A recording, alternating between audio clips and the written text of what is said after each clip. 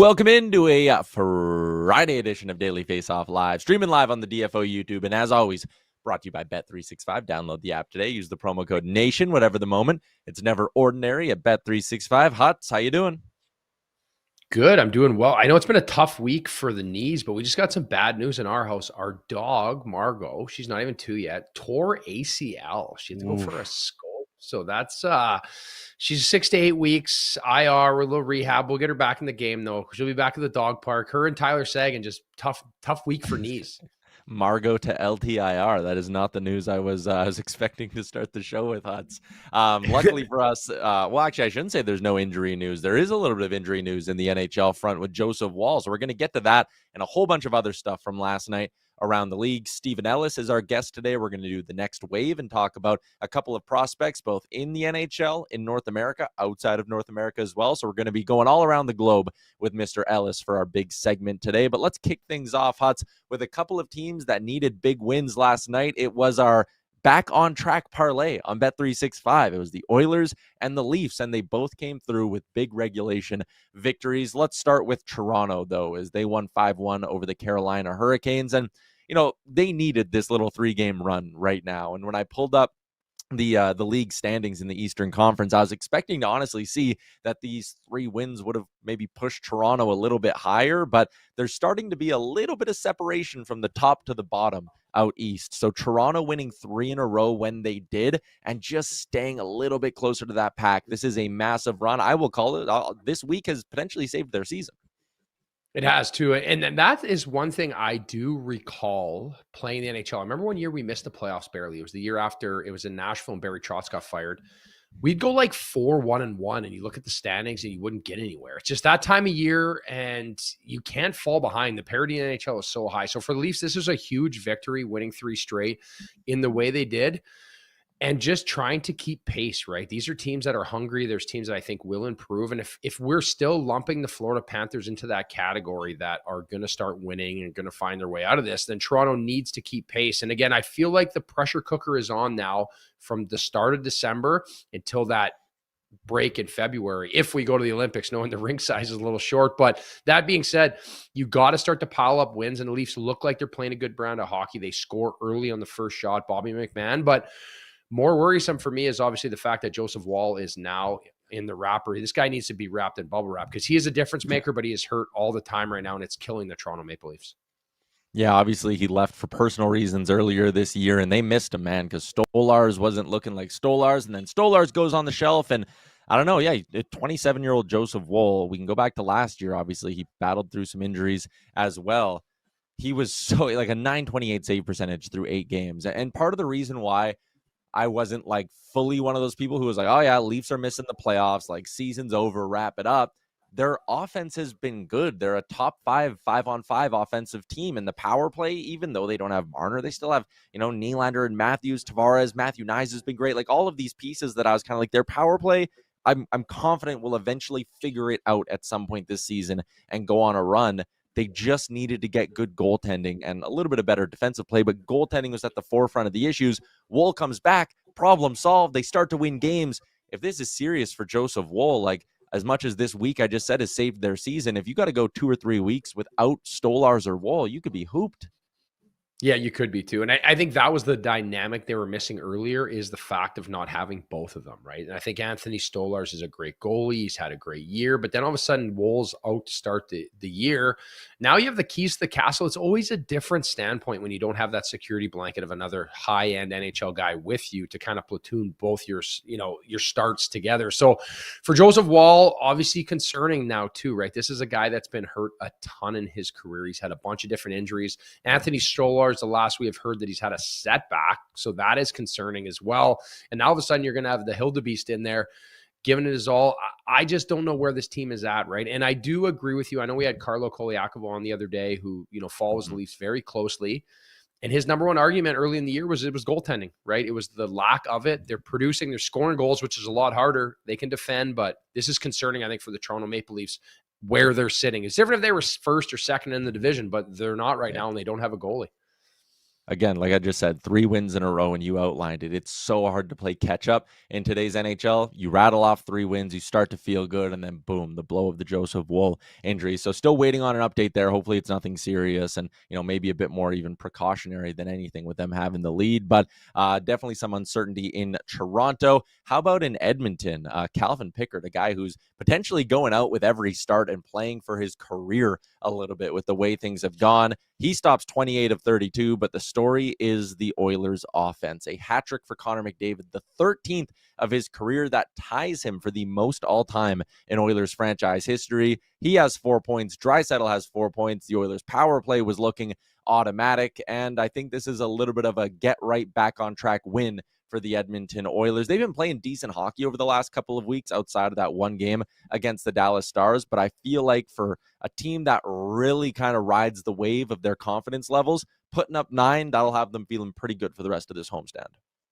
Yeah, will too. And that's important, especially after that Minnesota game where they played well. Skinner played well in that game too. And now maybe you can get this snowballing in the right direction where the lack of production last game left them hanging.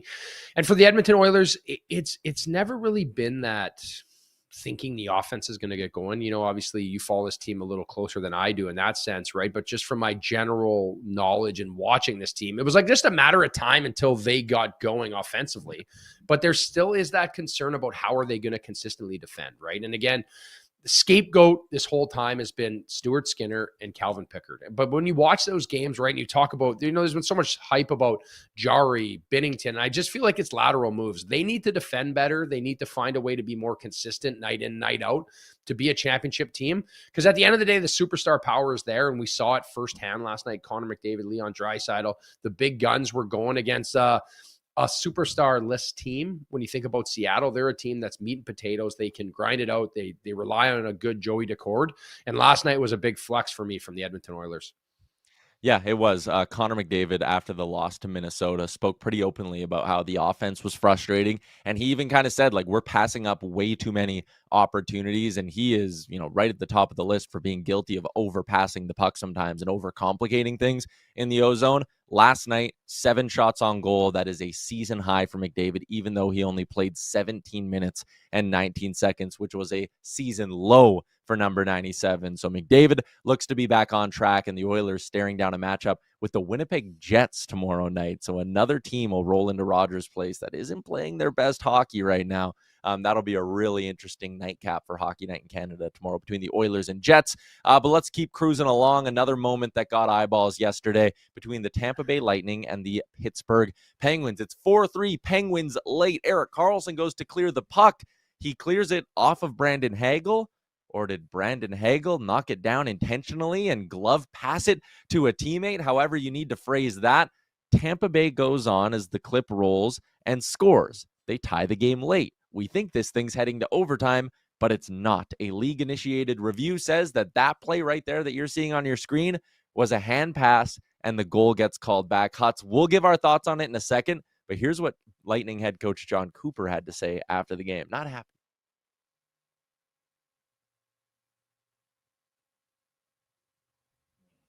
Would you sit here today and say Brandon Hagel was maybe protecting his face from a puck hitting it or protecting some part of his body? If I threw this microphone at you right now, would you put your hand up to stop it? Hell yeah. Hell yeah, you would. All right? So there's a spirit of the rule. Was that the spirit of the rule? I'm taking it in the face. If that, okay, let me do that. And I think that's where we get that wrong. And that's not what happened. And he didn't direct any pucks.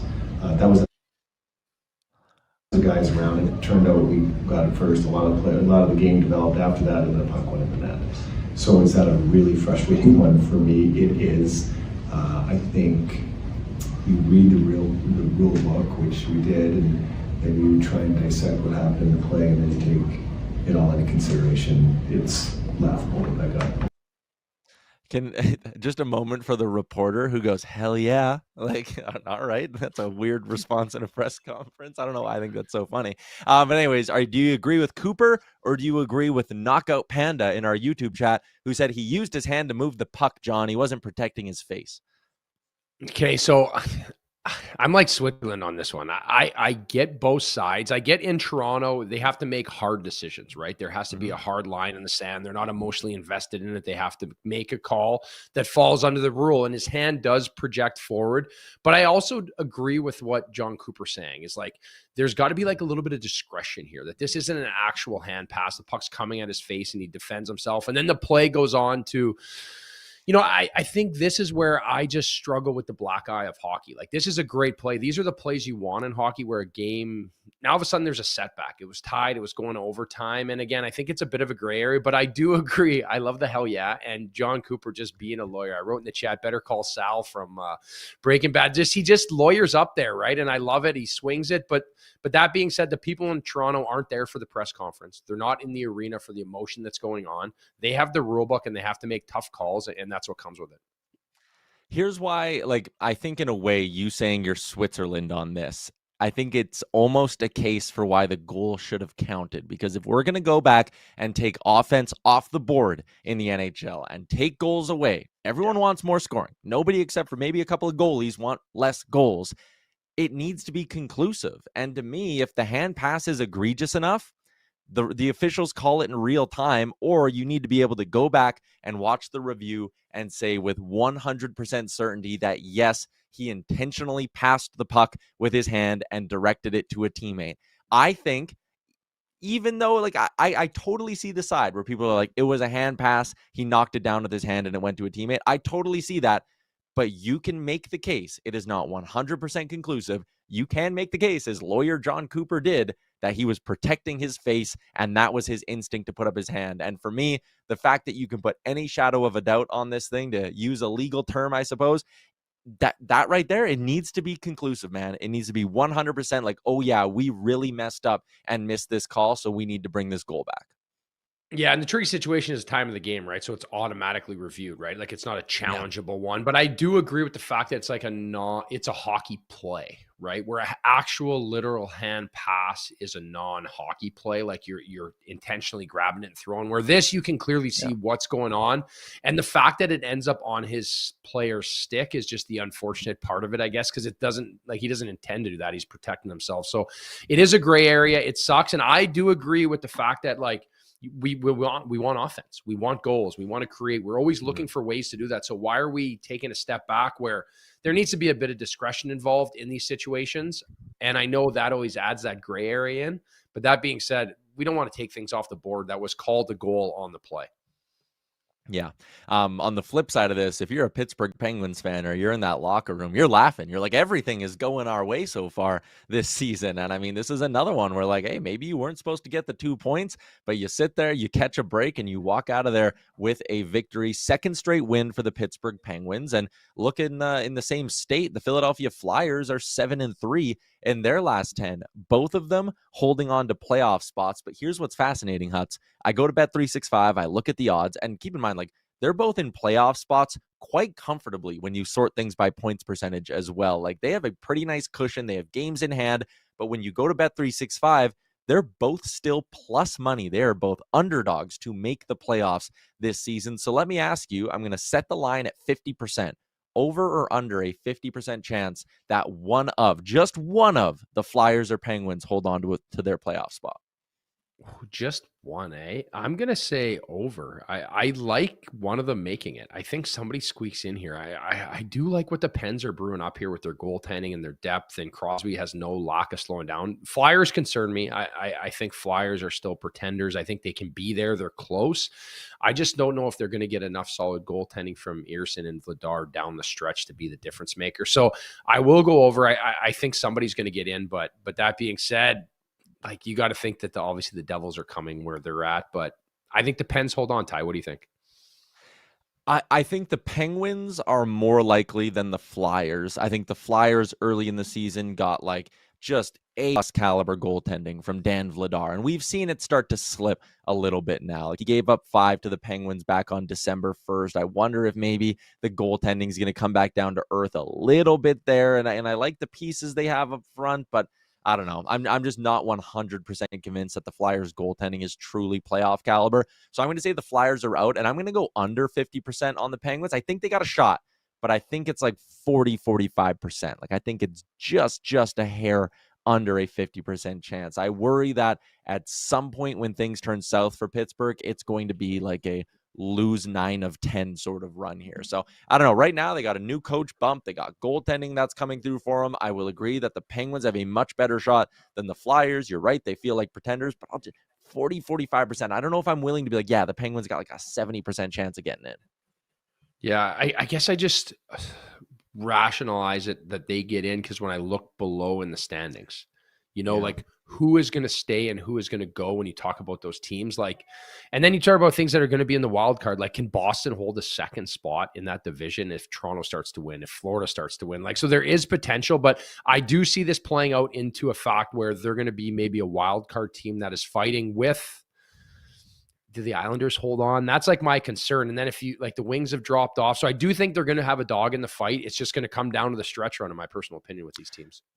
Let me ask you one more over-under, because you talked about maybe Toronto turning on the Jets. And hey, you look in the East, Montreal is the only Canadian team holding a playoff spot out East. And we can go a step further. They're the only Canadian team in a playoff spot, period. Out in the West, like, there's nothing going. Edmonton, Winnipeg, Calgary, Vancouver, all out of the playoffs. But let's set the line still, because I think a lot of people would say Edmonton will get in. I think a lot of people would probably still tell you Winnipeg's got a good shot at getting in. Do you think we can get over 3.5 Canadian teams in the playoffs, or is this number going under?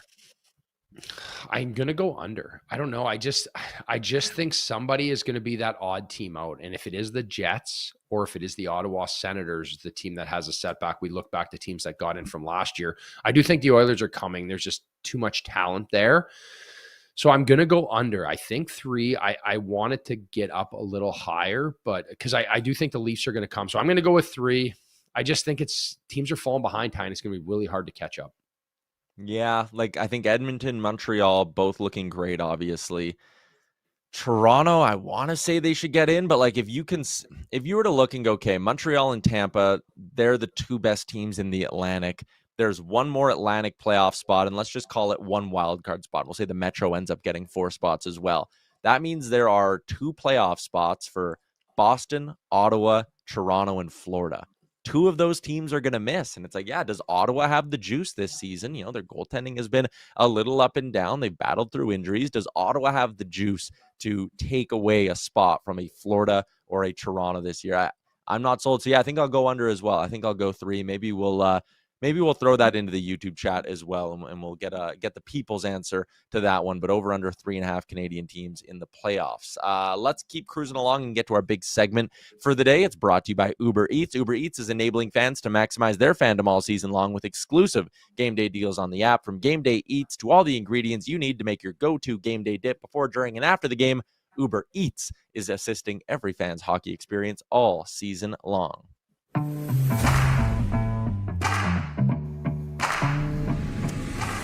Stephen Ellis, our Daily Faceoff prospect analyst, joins us for a look around the world of prospects. We'll talk a little draft as well, but I want to start in the NHL. The Calder Trophy is Matthew Schaefer's to lose. He is the runaway favorite, no matter who you ask. But there are a couple of under-the-radar rookies that you've been keeping an eye on and really liking this year. Tell us what you love about Oliver Kapanen in Montreal. So it feels like Montreal, no matter what, is going to be very involved in this Calder race, and it's because of Matvei Demidov and even Jacob Dobish at his best. Like, he had an outstanding October before statistically being one of the worst goalies in November. But with Oliver Kapanen, his consistency has been huge, because you look at this team and look who's been injured for them. Kirby Dach, Alex Newhook, like, they're missing some center depth here. And Oliver Kapanen has found a way to just continue to push himself up the lineup. Right now, he is that number 2 center for the Montreal Canadiens. He's got 8 goals. Like, he's challenging for the goal scoring lead among rookies, but he's on pace for 25 goals and 44 points. Like, that's pretty incredible for a guy that, when you think about it, like, last year he played 18 games in the NHL. He had 2 assists, no goals, just was very quiet. But you watch him at every other level, whether it be the Swedish Hockey League last year, whether it be the World Championships 2 years ago when he had 6 goals. Like, this is a guy that knows how to make things happen with the puck. But it feels like in the long run, he's going to be more of a bottom 6 player for Montreal. I think that when he's just got that really good penalty killing ability. Like, he scored his first NHL goal shorthanded. He loves blocking shots. He can play all different situations. Like, when you look at how good Emil Heineman was for the Canadiens last year, being able to do so many things, Oliver Kapanen has been able to do that this year. So the Canadiens must be so thrilled of what they've been able to get out of a guy that they drafted second round in 2021. That seems to be a kind of a good spot for them, given that's where they picked Lane Hutson the year after. Stephen, over in the KHL right now, there's a Blackhawks prospect who's creating a lot of hype. And, for him, tell us about Roman Kanserov.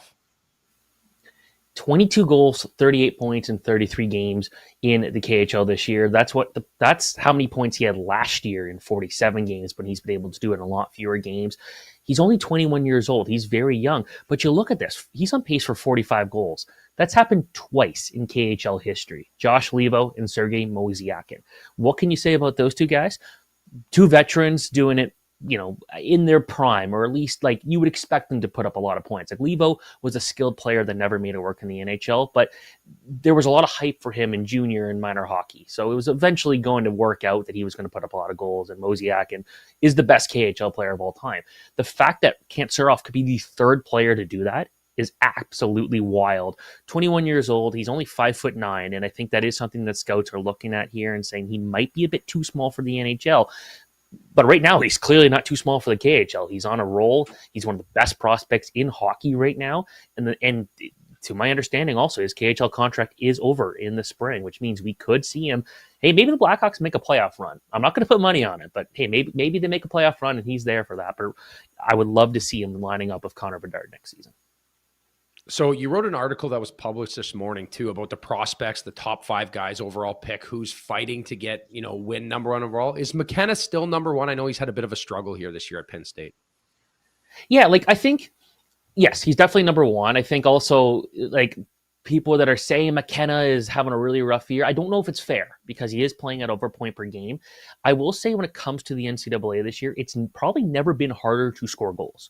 And you look at guys like Celebrini and Adam Fantilli and Jack Eichel, they're the gold star players that shined in their draft years.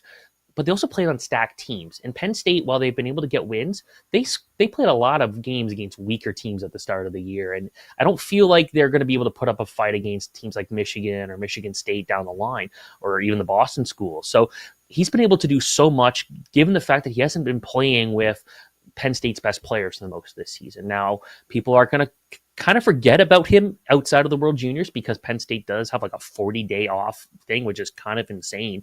But then you look at guys like Keaton Verhoff. He might be the best defenseman in this draft. He's 6'4", University of North Dakota. He hasn't had this spotless season in the NCAA either, but he continues to get better. Then you look at Ivor Stenberg, who's absolutely dominating the Swedish league, one of the best seasons we've ever seen by a U20 player.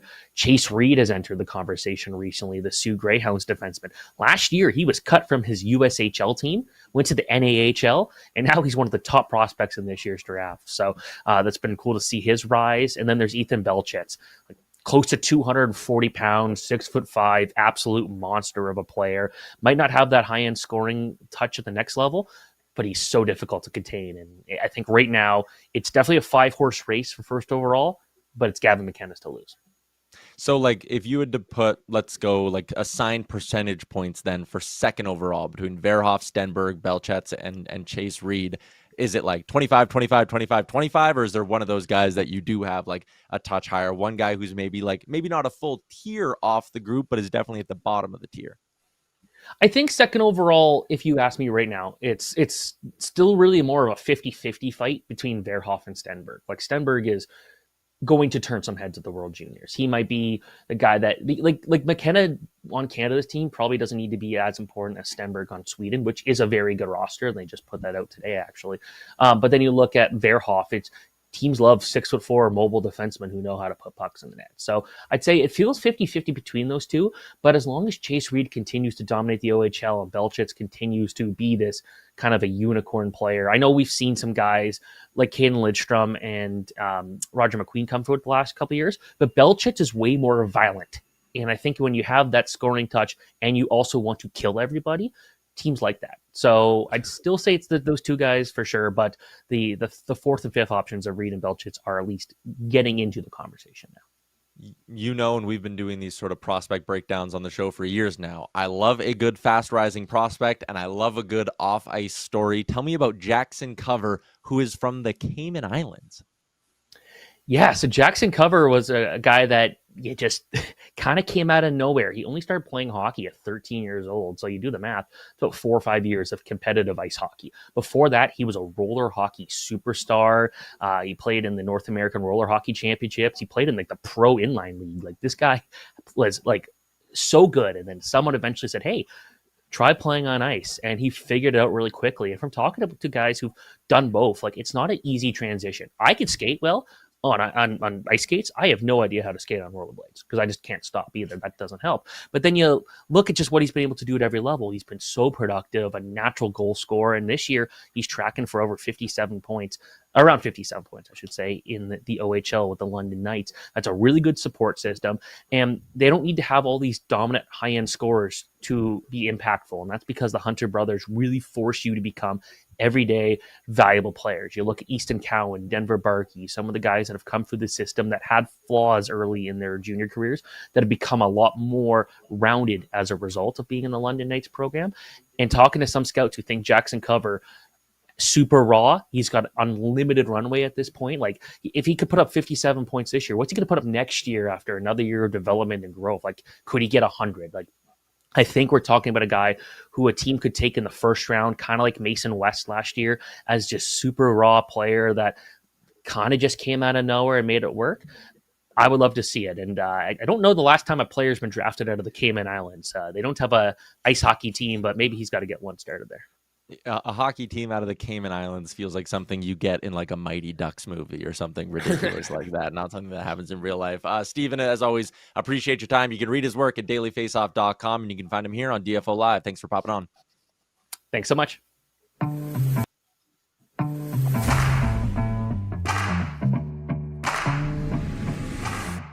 Moving along, hashtag askDFO. Mechanicsville threw one in. He said, % chance we have to wait till January 1st after the roster freeze to see a trade. I will say it is high. I will say 80% chance that we don't get our first trade of the season or our next trade until 2026. I know there's some smoke around Vancouver, and we talked about it yesterday with Panyota Huts, but like I just don't see it. I don't think there is a team right now who's going to want to be an aggressive enough buyer to meet the price that a team like Vancouver would want for Sherwood to justify moving on from him this early in the year. I know, like, that's the thing. It's like early, right? And all these teams still aren't ready to just cut bait yet. You know what I mean? I think that is the biggest factor right now as we sit and we wait to see who's the first trade or who goes there. But a lot of these teams can't wait too long because there's a fact that like you have to make moves, you have to push because you start to fall behind. It's only going to get harder and harder, Ty. There's we got called out for using too much betting lingo, and then we're talking about Jackson Cover with Stephen Ellis and J-Rock comments. Jackson Cover the spread ? That ties yeah, I like gave it. me a good chuckle. Good stuff, J-Rock. I thought you had the perfect lingo there to go with the cool runnings, like the Jamaican bobsled team. That was just the hockey edition. So I feel the rhythm, feel the rhyme. Let's go, baby. See, that's a good line. Let's get to our daily bets for Bet365. Download the app today. Use the promo code NATION. Whatever the moment, it's never ordinary. At Bet365 nailed the back on track parlay yesterday. I don't know why I didn't just use that as my pick for our actual competition. It was like plus 500. Anyways, I did bet it in real life, so I got a nice boost. I'm looking at my Bet365 account right now. It's flush with cash. The rest of us, though, Pat, we're all losers today. Yeah, the Calgary Flames keep upsetting us. I actually put some decent money on this one in real life, too, so I'm a little disappointed about that. But, Huts, I mean, you got to stop betting on Florida at some point. Yeah, well, I don't know what I'm doing, Pat. This is just things are going. I was so close. Like I hit that one parlay, and then I just started to get cocky, and now I've just deteriorated a minus 6.55. But it's Friday, and I'm feeling good. I told Ty before we came on, I'm jacked on espresso today, so we're winning this bet for sure. All right, I'll get to my pick then. I'm going over 6.5 between Utah and Vancouver. Utah's offense is firing on all cylinders. They not only put up a touchdown, they got the point after as well with a 7-0 win earlier in the week. So I like Utah's offense to keep rolling. Give me the over there and give me Dallas on the puck line against the San Jose Sharks. I think we're getting into a little bit of a mid-season-ish slump here for this young Sharks team. They're 5-5 in their last 10, and Dallas just one regulation loss in their last 10. Play these two together, it's plus 290. Pat, what do you got? Well, I'm sticking with the hot hand with mine. I'm going Ryan Leonard 2+ points at plus 600. I was going to do 1 point, but I'm feeling good about 2. He's got some power play time now with Ovechkin. 4 points in his last game, although the power play is only hitting at 17.3% right now. But I feel like that's going to come around again. Ovechkin's starting to heat up, and Washington's on a 6-game win streak. So Leonard, lots of skill there. 2+ points at plus 600. Seems a little bit juicy for a Friday. Huts? I like that, actually, the play, because Anaheim Ducks don't have a goalie. But I'm going with the Anaheim Ducks to score first in that game because they got roasted last game 7-0. So I'm looking for that. And then I'm taking the Buffalo Sabres money line against Winnipeg because Winnipeg's goaltending situation, we all know what that is. So let's look for the Sabres, my former team, to get a win because we didn't do a lot of that when I played there, Ty. Yes, that is fair. There's your daily shot at Buffalo, Huts. I know we got a couple of Sabres fans in the chat who love to call you out. Oh, that's okay. It's a shot at me too. I'm the first one that's self-deprecating. Stephen Ellis was talking about Mason West, who's the very fascinating two-sport athlete that was picked in the draft last year. He won his high school championship or his state high school championship as a quarterback. He's now going to begin playing hockey at the collegiate level. But there's another one of these stories kicking around in sports right now, and I know it's been around for a couple of years, but I was watching the highlight packs today, and Pat Spencer of the Golden State Warriors, he won the lacrosse version of the Heisman Trophy. He was widely regarded as the best college lacrosse player in the United States, and he actually went first overall in the Professional Lacrosse League draft, first overall. And you know what he did? He said, you know what? I'm kind of over lacrosse. He went and played 1 season of college basketball, and now he's off to an unbelievable start with the Golden State Warriors. He's playing in the NBA after being the first overall pick in the Professional Lacrosse League. That's crazy, Huts. That's unbelievable. It just goes to show you how well-rounded the best athletes are. And again, I reinstate this all the time when I talk to like kids at our hockey camps, or if I'm dealing with my son's hockey, is like, just go play other sports. You don't need to do year-round of one sport when you're a kid. When you get to the point where you want to decide, you can focus on it, but it just goes to show you how versatile a lot of these athletes are. All right, we joked about it yesterday, but we're following through on this. We said we were putting your Spotify Wrapped up for everybody to see, Huts. And listen, I think this is largely pretty good. You got some Arkells in there. I'm a big fan of Max Kerman and Nick and the whole crew over with Arkells, a great Canadian band. There's just a couple of here. I mean, I'm assuming Kickstart My Heart and We Will Rock You. Like, that's to get the kids fired up at hockey. You're not cruising around just on a day-to-day basis listening to those, right? No, not that I don't like a good like Kickstart My Heart, Martley Crew, but these are, so my kids have like a hockey playlist. They play on a team, and there's a playlist that the team, so it's collaborative playlist that they get to put on it. And my kids love it. They love the Run It one. And then the other one on there, the Honest Heart Collective, is a local Thunder Bay band that I'm a big fan of, and my kids love Lonely Bones. So I won't let them listen to too much junk, and you can see that and the Arkells, Scotty Upshaw, shout out to him. He introduced me to Max and Tim and Nick and everybody when I was in St. Louis, and I got to know them. They come up to Thunder Bay and play, so I'm still in touch. So they're big fans of that band, Canadian band as well. Yeah, they're absolute beauties. Great Canadian band. I like that you threw a shout out to a Thunder Bay band in there as well, but you didn't put this screenshot in there. What was your listening age, Huts?